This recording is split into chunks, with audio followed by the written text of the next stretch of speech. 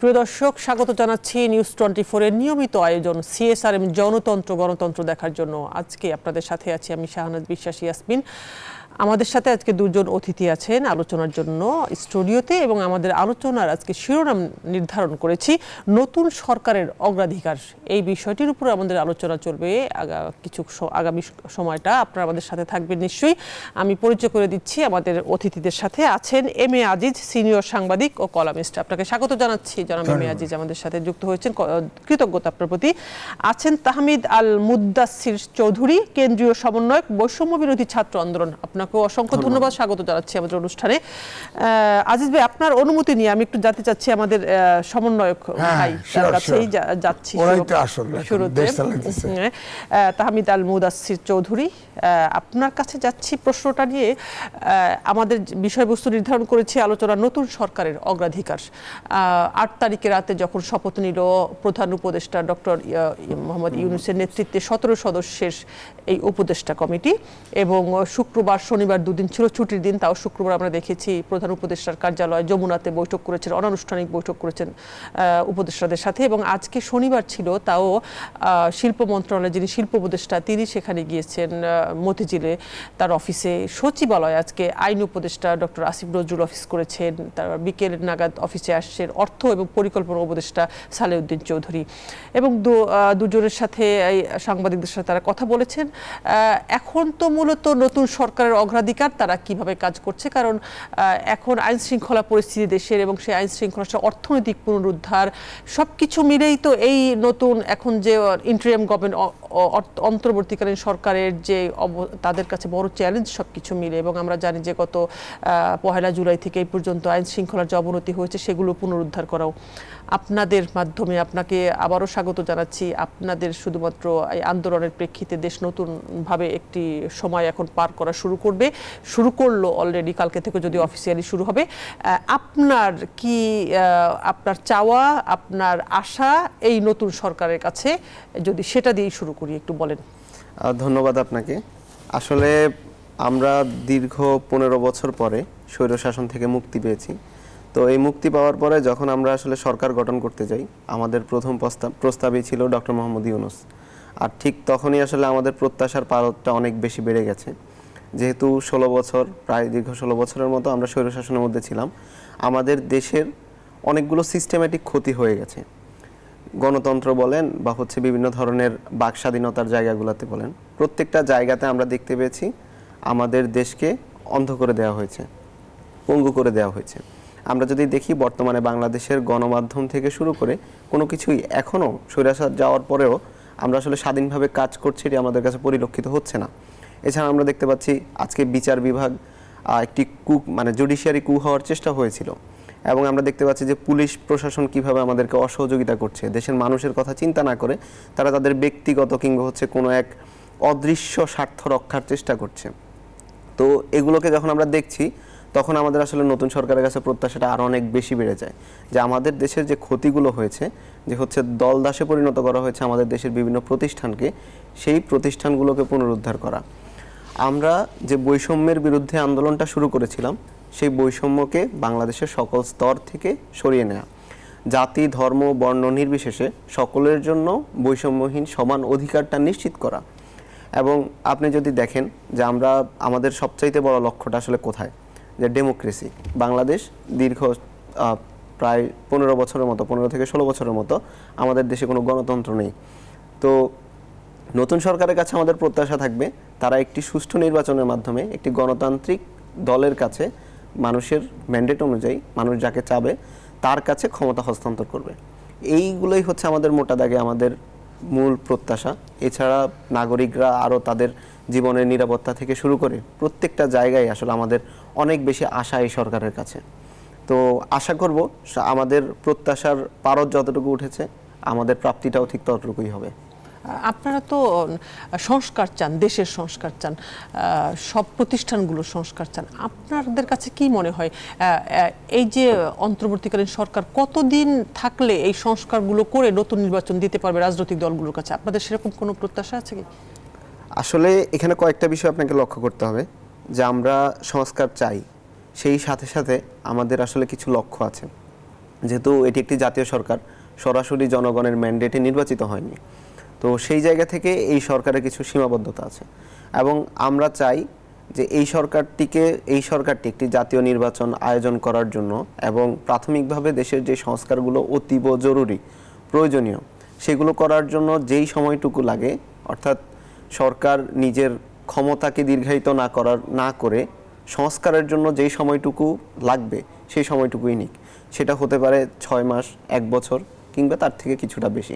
তবে আমরা চাই না সেটা 1 বছর থেকে বেশি দীর্ঘায়িত হোক, যেহেতু আমাদের লক্ষ্য ডেমোক্রেসি। আমরা স্বৈরশাসনের বিরুদ্ধে যুদ্ধ করেছি, স্বৈরাচারদের বিরুদ্ধে যুদ্ধ করেছি। তো আমরা আসলে চাই না এমন একটা সরকার আসুক যারা সরাসরি জনগণের ম্যান্ডেটে নির্বাচিত না, বা সেই সরকারটা আসলে দীর্ঘায়িত হোক। তো আমাদের লক্ষ্য এটাই থাকবে এবং আমরা যেহেতু আমাদের প্রতিনিধি সরকারে আছে, তো আমরা এটাই আমাদের দাবি থাকবে যে দ্রুততম সময়ের মধ্যে যে সংস্কারগুলো আমাদের জন্য খুব বেশি প্রয়োজন সেগুলো শেষ করা এবং নতুন গণতান্ত্রিক সরকারের কাছে ক্ষমতা হস্তান্তর করা। ফিরছি আবার আপনার কাছে, আপনি একটা ভালো পয়েন্ট এসেছে, আপনাদের প্রতিনিধি আছে এই উপদেষ্টা পরিষদে, তো সেক্ষেত্রে আপনাদের আসলে কি কি, নিশ্চয়ই তাদের সাথে আপনাদের আলাদা বসা হয়েছে বা জানি না, এটা নিয়ে আমি আসছি আপনার কাছে প্রশ্নগুলো নিয়ে। জনাব এম এ আজিজ, সিনিয়র সাংবাদিক কলামিস্ট, নতুন সরকারের প্রায়োরিটি কি হওয়া উচিত? মানে ঠিক এই যে ছাত্র জনতার অভ্যুত্থানের মধ্য দিয়ে আগের সরকারের পতন, আবার এখন ইন্টারিম গভর্নমেন্ট শুরু হলো দুদিন আগেই, আগামীকাল থেকে আনুষ্ঠানিকভাবে শুরু হবে এই নতুন সরকারের যাত্রা। তারা কোন দিকে বেশি নজর দিবে আপনার কাছে মনে হয়, নজর দেওয়া উচিত প্রথম থেকেই? ধন্যবাদ আপনাকে।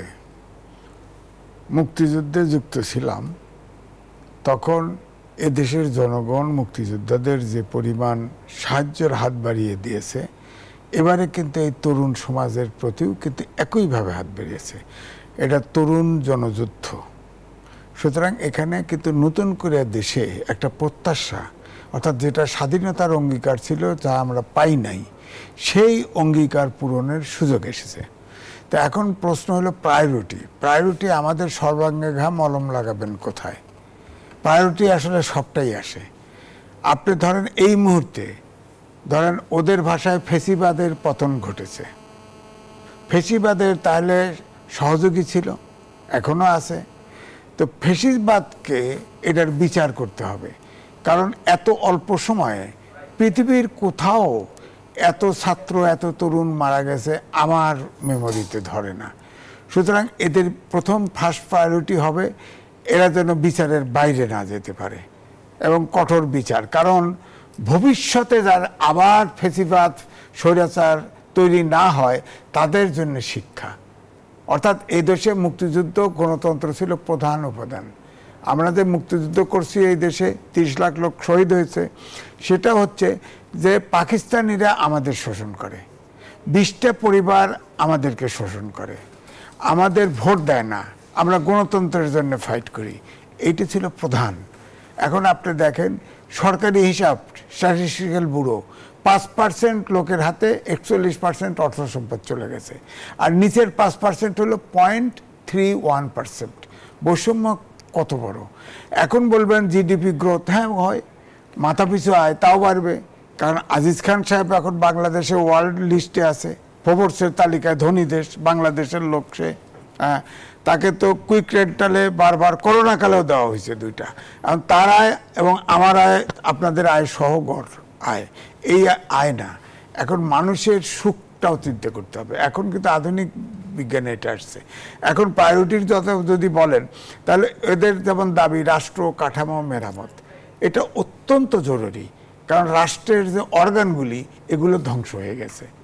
আপনার রাষ্ট্রের অর্গান কি? পার্লামেন্ট, বহুদলীয় নাই, একপক্ষীয়।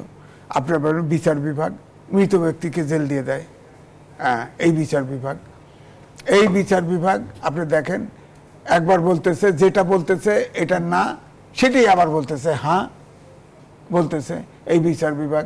তারপরে আসেন এই যে সাংবিধানিক প্রতিষ্ঠানগুলি, সবগুলো বলেন, মানবাধিকার কমিশন বলেন, এটা একটা সাংবিধানিক পোস্ট। আপনি বলেন তো, এত কিলিং হয়ে গেল, কোনো মানবাধিকার কমিশন থেকে একটা শব্দ উচ্চারিত হয়েছে? তাহলে তার দরকার কি? এই প্রতিষ্ঠান থেকে দরকার কি? কিছু তো বলবে, কিচ্ছু বলবে। অর্থাৎ রাষ্ট্রীয় প্রতিষ্ঠানগুলো করতে হবে। আর আমাদের যেটা বলছেন, এটা যদি না তৈরি করা হয়, অর্থাৎ রাষ্ট্র যে পরিচালনা করে অনেকগুলো 4-5টা অর্গানের উপরে, এদেরকে নিরপেক্ষভাবে স্বাধীনভাবে কাজ করার সুযোগ তৈরি করতে হবে। একটা নির্বাচন ভবিষ্যতে হবে, নির্বাচন কমিশন নিরপেক্ষ হইতে হবে। এগুলো সাংবিধানিক পদ, যার উপরে দাঁড়িয়ে থাকে বিশাল 130 কোটির দেশ ভারত, সেখানে তো নির্বাচন কমিশনকে কেউ চ্যালেঞ্জ করতে পারে না, কারণ চিফ মিনিস্টারকে লেফট রাইট করায় দেয়। হ্যাঁ, আবার ধরেন আমেরিকাতে পার্টির থেকে বিচারপতি নিয়োগ দেওয়া হয়, অথচ চেয়ারে বসার পরে সে নিরপেক্ষ। এই যে কালচার, এটাই তো ডেভেলপ করে নেয় আমাদের মধ্যে। যেমন বাইডেনের ছেলেকে জেল দিবে, 10 বছর জেল হবে। বাইডেন বলে দিছে যে কিছু করার নাই, ছেলে অন্যায় করছে, জেল হবে, বিচারে হয়েছে। আমাদের দেশে এই কালচার আছে? কারো পক্ষে সম্ভব? কোনো কোর্ট জেল দিবে? কোনো কোর্ট কোনো প্রধানমন্ত্রী বা রাষ্ট্রপতির ছেলেকে জেল দিতে পারবে? আমরা তো ওইটা চাই যে রাষ্ট্রীয় প্রতিষ্ঠানগুলো কথা বলবে, রাজনৈতিক প্রতিষ্ঠানগুলো অ্যাসার্ট করবে। মানুষের সবচেয়ে বড় আশ্রয়ের জায়গা, কোনো জায়গায় আশ্রয় না পাইলে যাবে বিচার বিভাগের কাছে। এই বিচার বিভাগকে আগে সবচেয়ে বেশি স্বাধীন শক্তিশালী করতে হবে। এই জন্য বিচার বিভাগের যে এই যে বিচারপতিদের নিয়োগ, আমাদের দেশে যেহেতু গণতন্ত্র, কোনো পার্টির ভিতরে গণতন্ত্র চর্চা নাই, এটা কিন্তু ভাবতে হবে। গণতন্ত্র পেতে হলে পার্টিগুলোর, আমি লিখছিও, গণতন্ত্র চাইতে হলে পার্টির ভিতরে গণতন্ত্র আসতে হবে। তো গণতন্ত্র কোনো পার্টির ভিতরে চর্চা নাই, তো সেখানেও কিভাবে কি করা যায়, পার্টিগুলোকে গণতন্ত্র চর্চা করতে হবে, আনতে হবে তাদেরকেও। সুতরাং এই দায়িত্ব একটা অন্তর্বর্তীকালীন সরকার। আমাদের দেশের যে কালচার দেখা গেল যে অ্যাসার্ট করতে গেল, সব এই সুবিধাবাদী সব পার্টিগুলো এক হয়ে গেল, তাহলে তো আগানো যাবে না। সুতরাং আমার কথা হলো যে আপাতত অন্তত রাষ্ট্রীয় প্রতিষ্ঠানগুলোকে আপনার করা, এবং যত দুর্নীতির, ভালো পয়েন্ট বলেছেন আপনি জনাব এম এ আজিজ, যে করতে গেলে সব পার্টিগুলো এক হয়ে গেল, মানে সেই ক্ষেত্রে আসলে কি করতে পারে এই সরকার? মানে এই এক হয়ে, এই প্রশ্নটা আপনার মাথায়, এটা যদি প্রশ্ন হয় সেই কথা আমি বলতে পারবো না। আপনার মাথায় প্রশ্নটা যে আসলো, ইন্টারেস্টিং প্রশ্ন, আছে মাথায়, সেটা আমি অনিয়ারে বলতে চাই না। অর্থাৎ লাটাই রাজনীতিবিদদের হাত থেকে চলে যাবে, ওদের হাত থেকেও চলে যাবে, যেখানে যাওয়ার বুঝে নেন। সুতরাং সবাইকে এটা ভাবতে হবে যে দেশে গণতন্ত্র, মুক্তিযুদ্ধ করলাম, দেশ কত জনগণ জীবন দিল, এখন ছাত্ররা জীবন দিল, এটার জন্য কেন গণতান্ত্রিক চর্চা করবে না রাজনীতিবিদরা? কেন করবে না? ওকে, গণতান্ত্রিক চর্চা নিয়ে আলোচনা আবার ফিরছি, একটা ছোট্ট বিরতি নিয়ে আসি। প্রিয় দর্শক, সিএসআর গণতন্ত্রের ছোট্ট একটা বিরতিতে যাচ্ছি, সাথেই থাকুন। দর্শক, আবারও স্বাগত জানাচ্ছি সিএসআর গণতন্ত্র দেখার জন্য। আমার সাথে আছেন দুজন অতিথি, আছেন তাহমিদ আল মুদাসসির চৌধুরী, কেন্দ্রীয় সমন্বয়ক, বৈষম্য বিরোধী ছাত্র আন্দোলন, আছেন সিনিয়র সাংবাদিক ও কলামিস্ট এম এ আজিজ।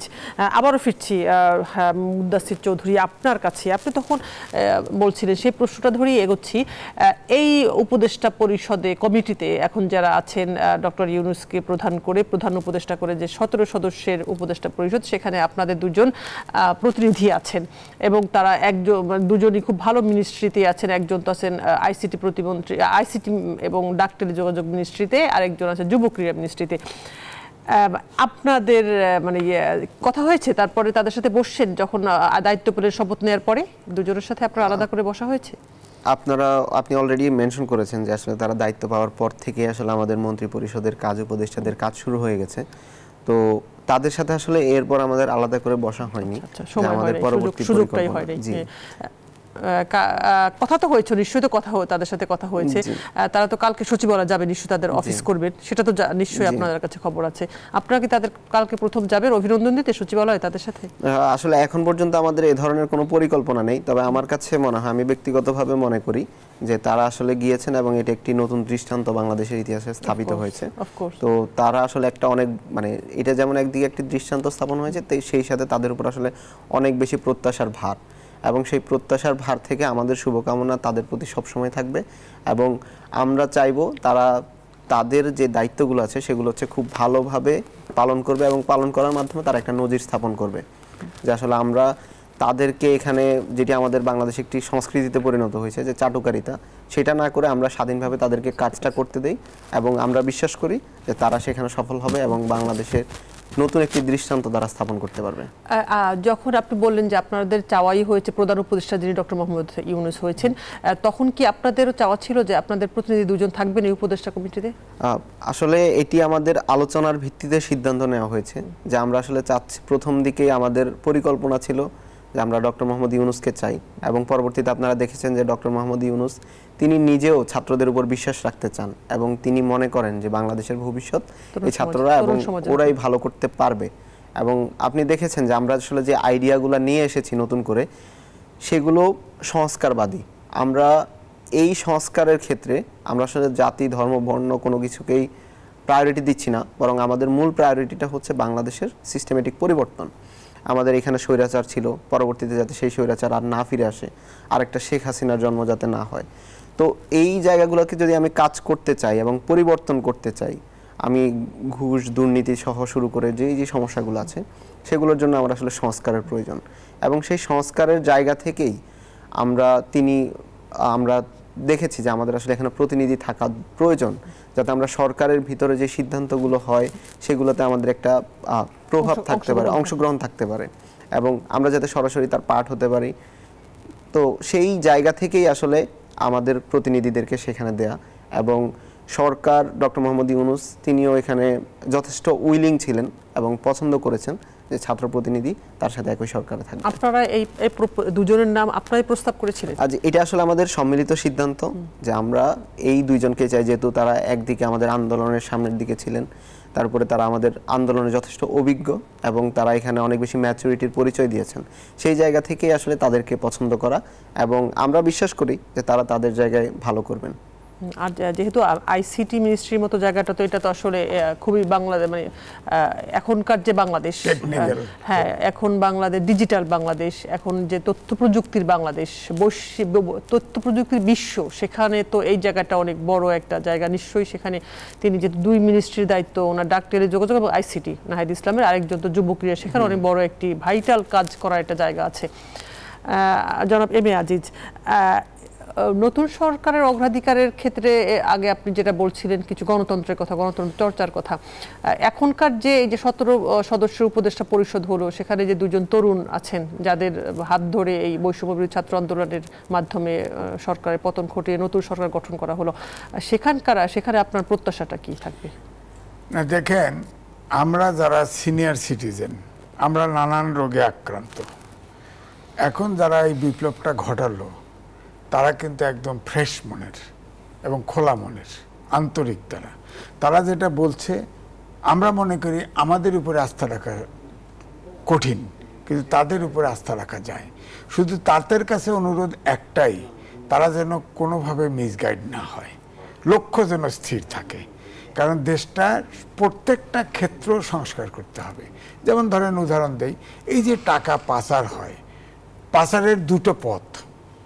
একটি হচ্ছে এই যে ওভার অ্যানভেজিং, যারা এক্সপোর্ট করে, ইম্পোর্ট করে, ওই সময় বেশি টাকা দেখায়, কম টাকা দেখায়, টাকা পাচার করে দেয়, একটা পথ।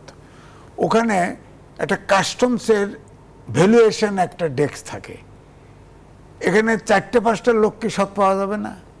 এই 4-5টা লোক বসায় দিলেই তো এইটা ঘটে না। আর আমাদের দেশে যেটা আইন, রাষ্ট্র পরিচালনার একটা অভিজ্ঞতার ব্যাপার আছে বলে মনে হয়। অভিজ্ঞতার ব্যাপার আছে, এটা মানি, কিন্তু অভিজ্ঞতা হলে রাষ্ট্র কিন্তু সিস্টেম চালায়। যেমন আমি যখন অবজারভারে ছিলাম, তো ওই মোস্তাকের সময় এই সকাল বিকাল অনেক চেঞ্জ হয়। রাত্রে 3টের সময় আমাকে গাড়ি দিয়ে নিয়ে আসছে, তখন তো লেট নাইট হতো।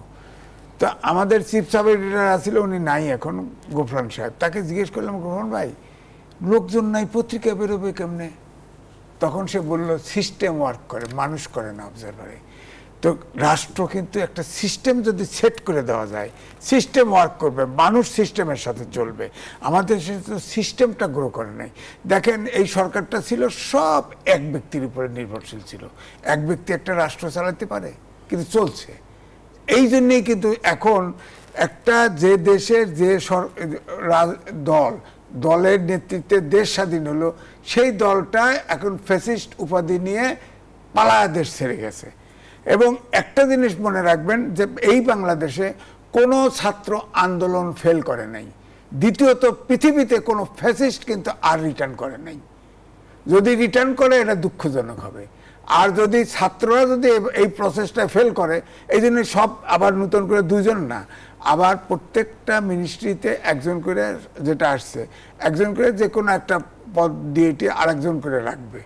মানে এটা কি করে, মানে এটা যে সহকারী হিসেবে প্রত্যেকটা মিনিস্ট্রিতে একজন করে, যে ছাত্র আন্দোলনের যারা করেছেন তারা সহকারী উপদেষ্টা হিসেবে থাকবেন, তাদের কাজ কাঠামো কি করতে পারে, মানে কিভাবে তাদের এখনো তো ডিসাইড করে নাই, অনুমানে একটা বলছে যেভাবে হয়। ধরেন কথার কথায় প্রত্যেকটা মন্ত্রীর একজন পিএস থাকে, তার পজিশন হচ্ছে ডেপুটি সেক্রেটারি, জয়েন্ট সেক্রেটারি। ধরেন কথার কথায় আমি ধরে নিলাম এরকম একটা অ্যাডমিনিস্ট্রেটিভ পদই দিল। ধরেন অ্যাসিস্ট্যান্ট উপদেষ্টা না দিল, অন্য যে কোনো একটা দিল, মিনিস্ট্রি অ্যাডভাইজার দিল, একটা কিছু পদ দিয়ে দিল, অর্থাৎ মেইনলি গার্ড। আমি খুবই স্যাটিসফাইড যে ছাত্ররা প্রত্যেকটা জায়গায়, যেহেতু ওদের ভিতরে এখনো কোনো কালিমা নাই, আমরা মিসগাইড হতে পারি, ওরা সহজে মিসগাইড হবে না, ওদের ভিতরে উদ্দীপনা আছে। প্রত্যেকটা মিনিস্ট্রিতে চাপ হিসাবে, প্রেশার হিসাবে, প্রেশার গ্রুপ হিসাবে থাকা ঠিক আছে। মুদাসির চৌধুরী, আপনি যে এটা একটু বলেন তো, এই যে যেটা থাকার সব মিনিস্ট্রিতে আপনাদের প্রতিনিধি একজন থাকবে, এটা কিভাবে থাকবে, কি কাজ করবে, এটা নিশ্চয়ই আপনাদের ভিতরে আলোচনা আছে বা আপনি জানেন। আসলে আমাদের ভেতরে এই প্রতিনিধি দেওয়ার প্রক্রিয়াটা এবং আমাদের কাজ কি হবে সে বিষয়ে এখনো বিস্তারিত আলোচনা হয়নি এবং এখন পর্যন্ত সিদ্ধান্তও হয়নি যে আমরা নিশ্চিতভাবে সেখানে কাজ করব কিনা। তবে স্যার যেটি বলেছেন, জনাব এম এ আজিজ যেটা বলেছেন, যে আসলে এই জায়গাগুলোতে ছাত্র প্রতিনিধি থাকাটা আসলে কেন গুরুত্বপূর্ণ। আমরা যদি এখন বাংলাদেশের বর্তমান পরিস্থিতি দেখি, যে অলরেডি জুডিশিয়ারিতে একটা কু হওয়ার দেখেছি আমরা, যে কু হতে হতে ছাত্রদের প্রচেষ্টায় সেটি আসলে বানচাল হয়ে গিয়েছে। সেই সাথে সাথে আপনার প্রত্যেকটি মন্ত্রিসভায়, সচিবালয়ে সরকার এই স্বৈরশাসক এমন এমন মানুষদেরকে বসিয়েছে যারা সরাসরি আপনার ফ্যাসিবাদের দালাল ছিল, দোসর ছিল, দলদাসে পরিণত করেছিল। আপনার যদি সেখানে আসলে কোনো ছাত্র প্রতিনিধি থাকে যে আসলে একটা প্রেশার হিসেবে কাজ করতে পারবে এবং এই ফ্যাসিবাদের দালালদেরকে তাদেরকে হচ্ছে আইডেন্টিফাই করাটাও আমাদের জন্য এখন অনেক বেশি গুরুত্বপূর্ণ। যে আপনার একটি মন্ত্রিসভার মধ্যে বা মন্ত্রণালয়ের মধ্যে আপনার মানে কে কিভাবে কাজ করছে এবং কারা আসলে কার এজেন্ডা বাস্তবায়নের জন্য কাজ করছে। আমাদের কাছে অলরেডি পরিষ্কার হয়ে গেছে এই বিষয়গুলো, যে আসলে প্রত্যেকটি জায়গায় এই ফ্যাসিবাদ এমন এমন মানুষদেরকে প্ল্যান করে রেখেছে যারা আসলে এখনও সেই ফ্যাসিবাদকে সার্ভ করার চেষ্টা করছে। তো আমি মনে করি যে আসলে যদি এই জায়গাতে আমরা কাজ করতে পারি বা কাজ করার সুযোগ থাকে, তাহলে আমরা এই স্পেসিফিক জায়গাগুলোতে একটা প্রেশার হিসেবে কাজ করতে পারবো, প্রেশার গ্রুপ হিসেবে কাজ করতে পারবো এবং গভর্নমেন্টের ভেতরে যে কে বসা যে সমস্যাগুলো আছে সেই সমস্যাগুলোকে আইডেন্টিফাই করতে পারবো। যেহেতু আপনার কাছে এখন এমন কোনো ট্রাস্টেবল অপশান নাই যেটা দিয়ে আপনি আসলে এই সমস্যাগুলোকে ফিল্টার আউট করতে পারবেন, তখন আসলে এই অপশনটাই আপনার কাছে বেটার মনে হবে। আপনারা তো এখনো অনেকে পড়াশোনা করছেন, আপনারা যখন এই কাজগুলো করবেন আপনার পড়াশোনা হ্যাম্পার্ড হবে বলে মনে হয় না নাকি? আসলে যখন আমরা রাস্তায় নামি বা এই আন্দোলনটা শুরু করি, তখন আসলে আমরা শুধুমাত্র পড়াশোনা না, আমাদের লাইফের রিস্ক নিয়ে রাস্তায় নেমেছি। তো আমাদের লক্ষ্য একটাই ছিল, সেটা হচ্ছে রাষ্ট্র সংস্কার। তো আমার কথাগুলো অনেক বেশি আইডিয়ালিস্টিক মনে হতে পারে, কিন্তু আসলে বাংলাদেশের বর্তমান সময়ে এসে এই কথাগুলো আসলে অনেক বেশি রিলেভেন্ট। এবং যখন আমরা আন্দোলনটা শুরু করি, যখন সরকার পতনের দ্বার প্রান্তে চলে যাই, তখন কিন্তু আমাদেরকে বারবার স্বৈরাচারের দোসরদের পক্ষ থেকে একটি প্রশ্ন করা হয়েছিল যে বিকল্প কে। তো তখন আমাদের উত্তর ছিল এই বিকল্পটা আসলে আমরাই বিকল্প। তো ঠিক সেই জায়গা থেকেই আমার কাছে এখন মনে হয়, প্রথম দিকে আসলে আমরা এখনো অনেক বেশি ইয়াং, আমাদের এক্সপেরিয়েন্স নাই, আমাদের বয়স অনেক কম, আমরা হয়তো পৃথিবীকে অত ভালোভাবে বুঝি না। এই জায়গাগুলোতে গেলে উদ্দীপনা সেটা নিয়ে আপনারা পরবর্তী সিদ্ধান্ত নিতে পারবেন। আমি আসছি একটা ছোট বিরতি নিয়ে এখানে ফিরছি আপনার কাছে। প্রিয় দর্শক, সিএসআর জনতন্ত্র গণতন্ত্রের আরেকটা ছোট্ট বিরতিতে যাচ্ছি, সাথেই থাকুন। আবারও স্বাগত জানাচ্ছি প্রিয় দর্শক আপনাদেরকে সিএসআর জনতন্ত্র গণতন্ত্র দেখার জন্য। আমার সাথে যে দুজন অতিথি আছে, আবারও ফিরছি জনাব মুদাসির চৌধুরী আপনার কাছেই। আপনাদের যে প্রতিনিধির আলোচনা, দুজন প্রতিনিধি এখন যে উপদেষ্টা কমিটিতে আছেন, তাদের সহ পুরো উপদেষ্টা পরিষদ 17 সদস্যের এই এই পরিষদ, আপনি বিশ্বাসী? আপনি বললেন যে 1 বছর সময় আপনারা চান, এর চেয়ে বেশি চান না।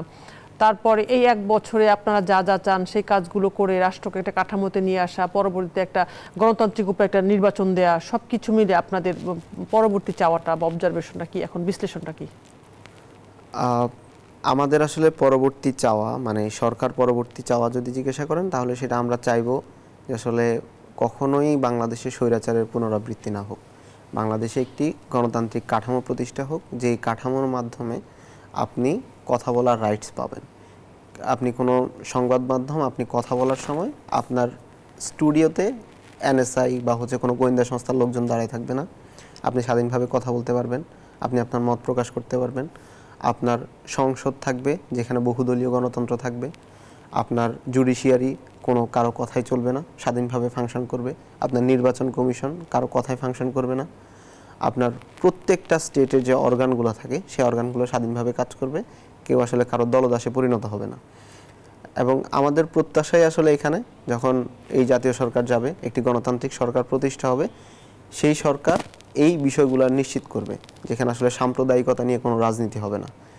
এই বিষয়গুলোকে যখন নিশ্চিত করুক, এটাই হচ্ছে আমাদের প্রত্যাশা। আমরা বাংলাদেশকে সেই জায়গাটাতে দেখতে চাই। আপনার কাছে, আপনি একেবারে ইয়াং জেনারেশন, একটা প্রশ্ন আপনাকে একটু করছি। ঠিক যখন এই সরকারের পতন হলো, তার 1-2 দিন আগেই জামাত শিবিরের রাজনীতি নিষিদ্ধ হলো। আপনারা তাদের রাজনীতি নিয়ে কি ভাবছেন? আসলে রাজনীতি, জামাত শিবিরের রাজনীতি নিষিদ্ধ সেই মুহূর্তে করাটা আমাদের কাছে মনে হয়েছিল যে সরকার আসলে ভিন্ন খাতে নেয়ার চেষ্টা করছে আমাদের আন্দোলনটাকে। যেমন আপনি যদি দেখেন, সরকার বারবার প্রমাণ করার চেষ্টা করছিল যে এই আন্দোলনটাতে আসলে বিএনপি জামাতের হাত আছে।